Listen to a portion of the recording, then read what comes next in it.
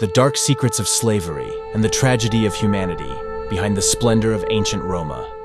In ancient Rome, slavery was a fundamental part of society and played an important role in the economic and social structure of the Roman Empire.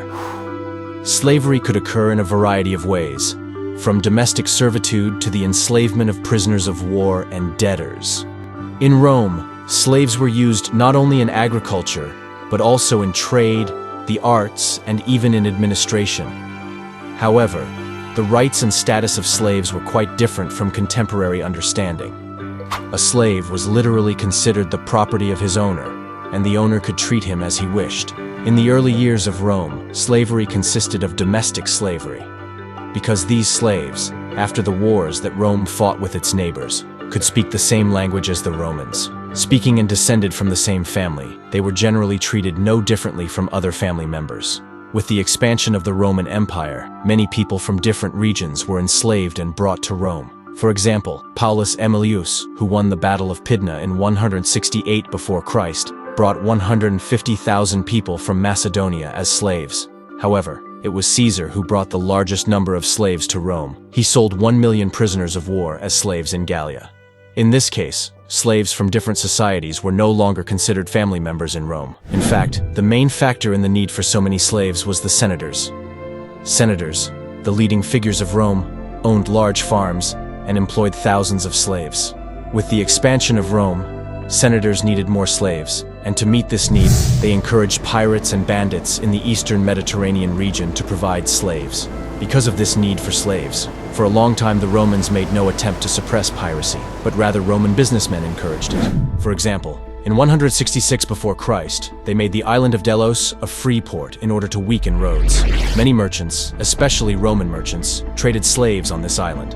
However, over time, when piracy activities threatened Rome's commercial interests, the Roman Republic sent a commission in 140 before Christ, but Rome did not take any measures, since this situation was in Rome's interest. Taking advantage of Rome's lack of authority in the region, Cilician pirates expanded their activities and spread to the western Mediterranean. As the first serious measure against these losses in trade, Rome sent Marcus Antonius to fight the pirates in 102 before Christ and establish the province of Cilicia in Pamphylia. This led Rome to establish a second province in Anatolia. Pirates and bandits acted fearlessly, kidnapping anyone, regardless of who they were, and demanding ransom or putting them up for sale. For example, in 76 before Christ, Julius Caesar the Younger was kidnapped by pirates on his way to Rhodos to study oratory. He told the pirates to release him, otherwise he would punish them. Caesar, whose ransom was paid and freed, saw this experience as an important lesson for himself. As we can see, in ancient times, a free person could easily become a slave. In Rome, there were situations in which a person could become a slave or lose their freedom. For example, according to Roman law, if a slave woman gave birth to a child with a free man, the child was automatically considered a slave. However, if a free woman had a child with a slave man, the child was considered free. In addition, the most common form of slavery was when a person's state of freedom changed. After a war, prisoners of war captured by order of a victorious Roman commander were auctioned off in slave markets. Another case of loss of liberty occurred when a Roman could not pay his debt in court.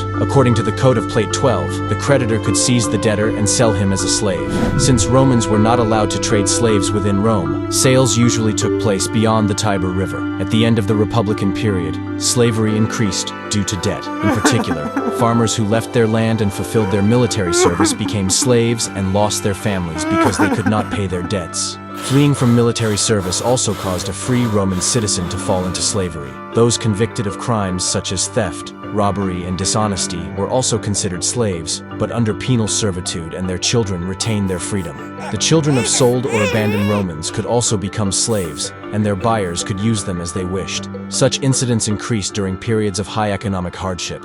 For example, under Sulla, in 85-84 before Christ, many families were forced to sell their children because of usury and heavy taxes. Slaves were sold at the slave market near the Temple of Castor in Rome. Slaves were displayed on a high podium and labeled with their origin and the characteristics of the slave. The buyer bought the slave on the basis of this information. If he lost his slave due to a disease not mentioned there, he was entitled to get his money back. If a slave was educated or intelligent, the owner could benefit himself by using him for some work, such as trade. In return, the slave could earn a certain wage. In the homes of prominent Romans, there were slaves who had studied law, literature, and even medicine. In some cases, slave owners could sell these educated slaves for a high price and make a lot of money. In short, being a slave in ancient times was one of the worst things that could happen to a person, especially for the Romans. According to Roman law, a slave was considered a thing, not a human being. Therefore, the slave owner had every right and could treat his slave in any way he wanted: injure, maim, or even kill him. Rome never considered slaves as human beings in the eyes of the law and made no effort to abolish slavery. Compared to today's modern world, this chilling event was a system that people of the time accepted as normal. It is hard not to look at today and be thankful. In nature, the strong always oppress the weak. Fortunately, in today's world, thanks to the rules set for social order, we live in a time when the strong cannot oppress the weak. We should be grateful for this. What do you think about this topic? Don't forget to mention in the comments. This is the end of my video, and I hope you found it enjoyable and informative. Thank you for watching this interesting video full of historical information. If you liked the video, don't forget to like it and subscribe to my channel. See you in the next video.